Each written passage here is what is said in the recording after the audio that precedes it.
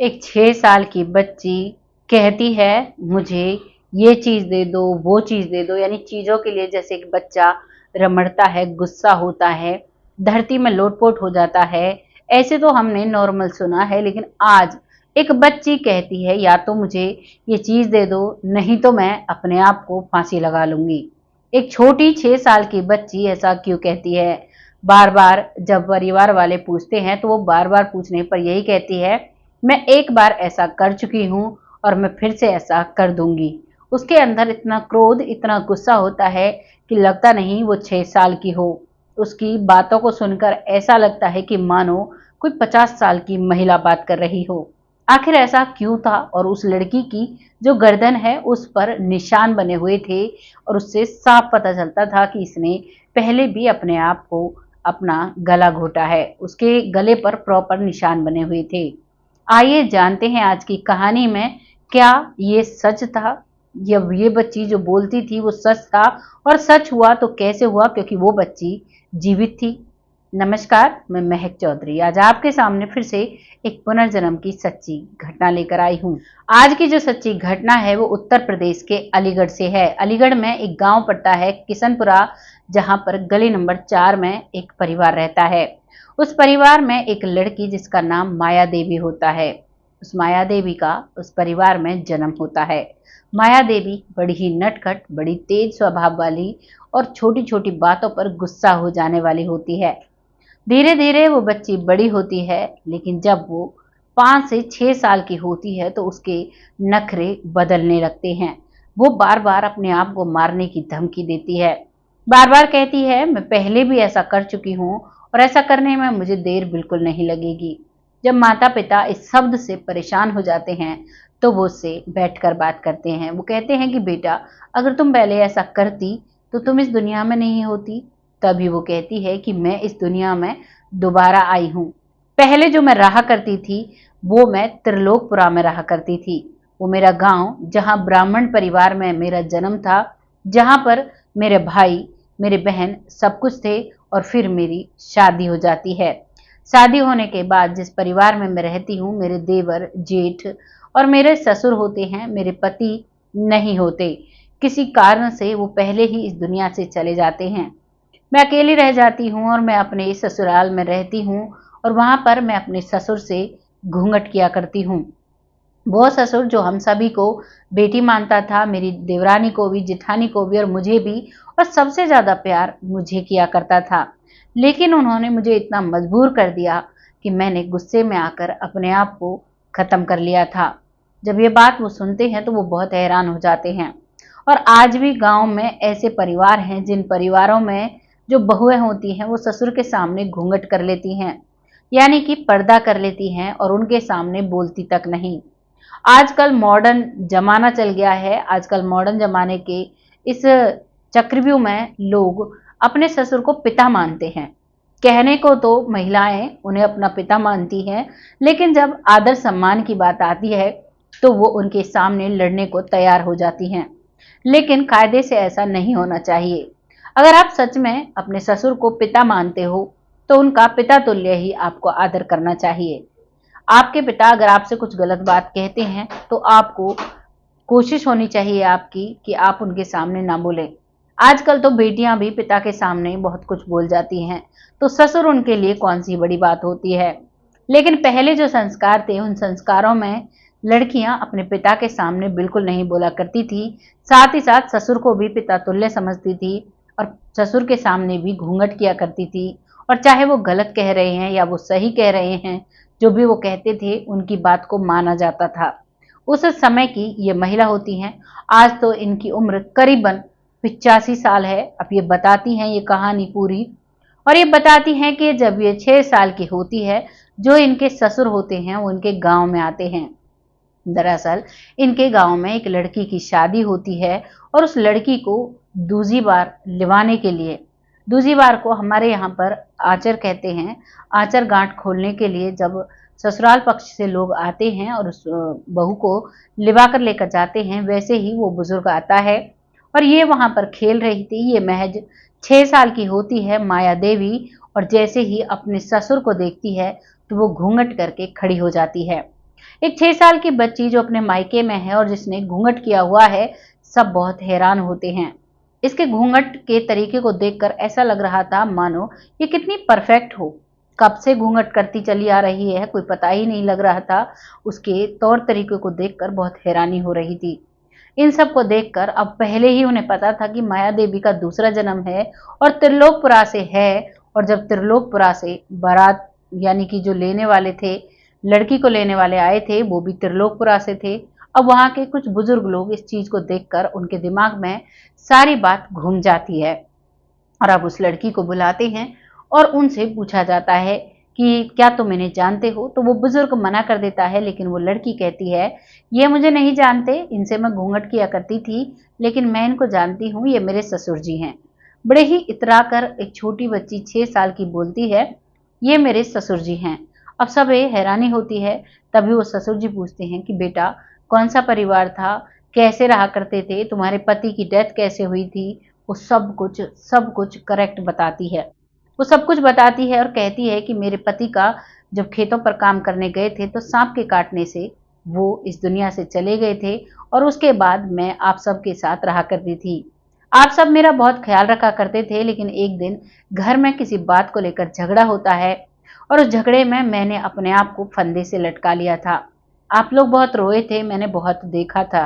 अब मेरा मन करता है मैं आपके साथ फिर से रहूं। वो बच्ची भी कहती है, वो ससुर भी उस बात को मान लेता है और ससुर भी अपने पुत्र वधू को अपने घर ले जाने के लिए तैयार हो जाता है। लेकिन घर वाले मना कर देते हैं, कहते हैं वो पिछला जन्म था, वो निकल गया, अब उसे कोई वापस नहीं ला सकता। अब ये हमारी बेटी है और अब नए सिरे से इसका जीवन चलेगा। धीरे धीरे ये समय निकलता है और वो बच्ची बड़ी होने लगती है।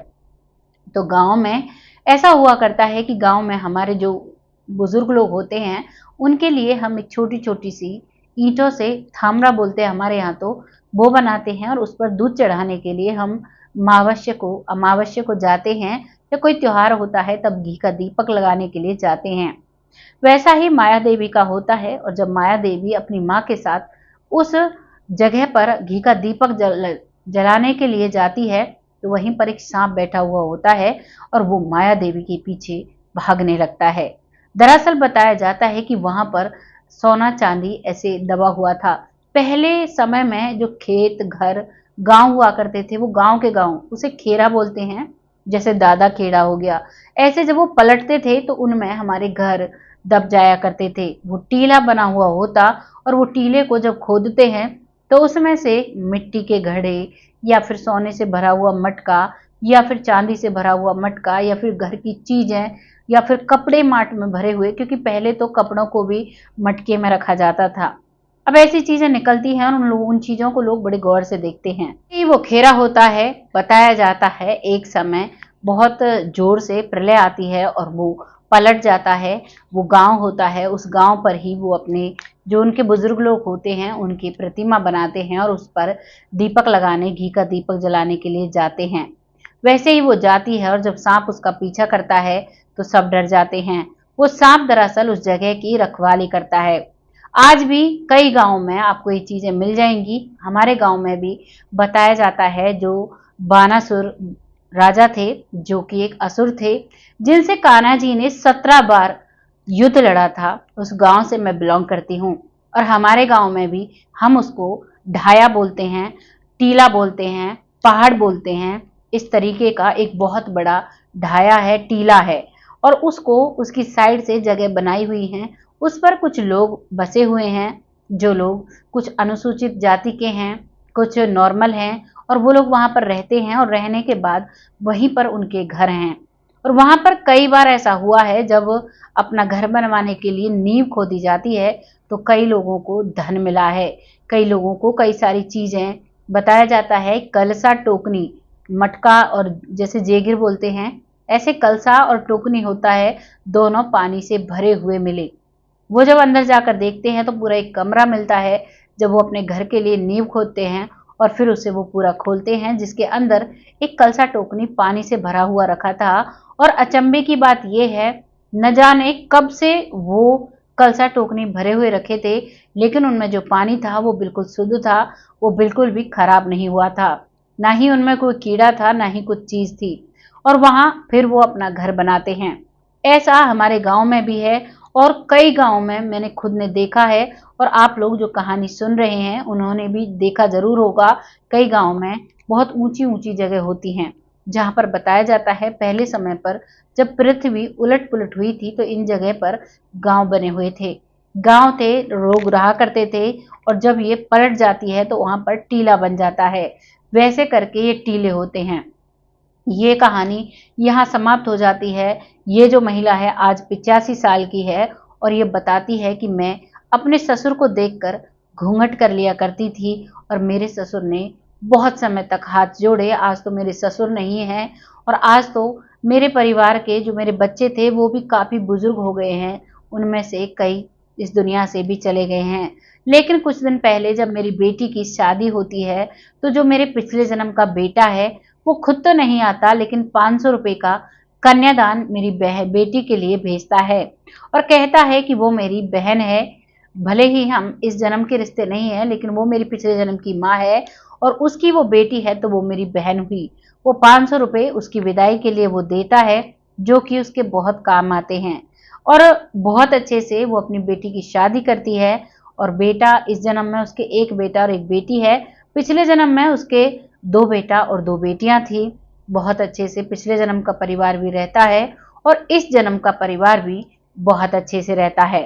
आज वो संतुष्ट हैं, लेकिन एक बात कहती हैं, पिछला जन्म अगर याद रहता है तो वाकई में दुख लगता है। हमें ऐसा लगता है कि हमें वहां भी रहना चाहिए और जिस घर में हम जन्म लेते हैं हमें ऐसा लगता है हमें यहाँ भी रहना चाहिए।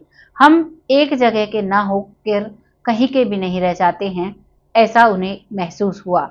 हालांकि सबको ऐसा नहीं लगा, लेकिन इनको ऐसा लगा है। कहती हैं, रोते हुए कहती हैं कि मुझे ऐसा मन करता मैं अपने पिछले जन्म के बेटों को गले लगा लूं, उनको प्यार दूं, उनको लाड लड़ाऊं, उनकी गृहस्थी संवारूं। लेकिन मेरा जन्म यहाँ हो चुका था और मेरे बेटे मुझसे उम्र में काफी बड़े थे, इसीलिए मैं कुछ भी नहीं कर पाई थी। मैं वहां पर जा भी नहीं पाई थी, कोई भी मुझे वहां पर लेकर भी नहीं गया था। ये चीजों का अफसोस उसे रहता है। आत्मा तो एक ही होती है, भले ही वो कई शरीर बदल लेती है। अब ये चीज उनका अपना ओपिनियन है, आपको इसे सुनकर कैसा लगा?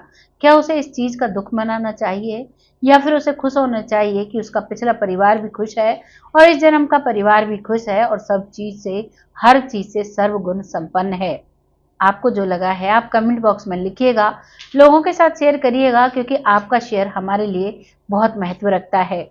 जब आप वीडियो पर अपना प्यार दिखाते हैं, अपना प्यारा सा कमेंट लिखते हैं तो बहुत अच्छा लगता है। हमें ऐसा महसूस होता है कि आप लोग हमें आगे बढ़ने का मौका दे रहे हैं। ऐसे ही अपना सपोर्ट हमें देते रहें, जिससे कि हम आगे बढ़ते रहें। वक्त आता है उन लोगों का जो लोग हमें दिल से सपोर्ट करते हैं, मेरी प्यारी बहन, मेरे प्यारे भाई और मेरे पिता तुल्य बुजुर्ग जो बहुत अच्छे से सपोर्ट करते हैं, जिनमें सबसे पहला नाम आता है रामायण कुशवाहा जी, जो बिटिया कहकर संबोधित करते हैं, बहुत अच्छे कमेंट करते हैं, कहते हैं वीडियो का इंतजार रहता है, टाइम पर वीडियो जरूर डाल दिया करो। बहुत अच्छा लगता है जब आप लोग इंतजार करते हैं और कमेंट लिखकर भेजते हैं। ऐसे ही अपना आशीर्वाद अपनी बेटी पर बनाए रखें। अगला नाम आता है मोहम्मद यासीन जी, जो कि लाहौर पाकिस्तान से हैं। वो भी बिटिया कहकर संबोधित करते हैं और कहते हैं सदा सलामत रहो, हर खुशी आपको मिले।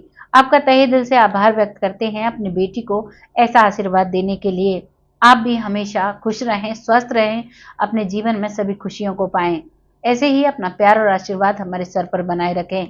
अगला नाम आता है मंजू चौधरी जी, जो बहुत अच्छे से सपोर्ट करती हैं। बहुत प्यारे, बहुत मोटिवेशनल कमेंट होते हैं। बहुत अच्छा लगता है जब आपके इतने बड़े बड़े कमेंट आते हैं, उन्हें पढ़कर बहुत अच्छा महसूस होता है। ऐसे ही अपना सपोर्ट बनाए रखें। अगला नाम आता है सरयू बालाजी, जो बहुत अच्छे से लिखते हैं, पुनर्जन्म पर भी बहुत स्पष्ट तरीके से लिखते हैं, बहुत अच्छा लगता है। ऐसे ही अपना सपोर्ट अपनी बहन के साथ दिखाते रहें, जिससे कि मैं आगे बढ़ती रहूं। अगला नाम आता है जमुना जी, बहुत अच्छे से सपोर्ट करती हैं, बहुत मोटिवेशनल कमेंट होते हैं, आपका तहे दिल से आभार व्यक्त करते हैं। ऐसे ही अपना सपोर्ट हमारे साथ बनाए रखें, जिससे कि हम आगे बढ़ते रहें। अगला नाम आता है लखविंदर सिंह जी, जो बहुत अच्छे से सपोर्ट करते हैं, वाहेगुरु जी लिखते हैं, बहुत अच्छा सपोर्ट हमारे लिए बहुत मायने रखता है। ऐसे ही अपना प्यार दिखाते रहें, जिससे कि हम आगे बढ़ते रहें। आप ये जो कमेंट लिखते हो, इनसे हम एक मौका देते हो कि हम और एक नई वीडियो आपके साथ साझा कर सकें। अगला नाम आता है पिंकी भोई जी, जो मेरी प्यारी सी बहन है, बहुत अच्छा लिखती हैं और बहन कहकर सम्मानित करती हैं।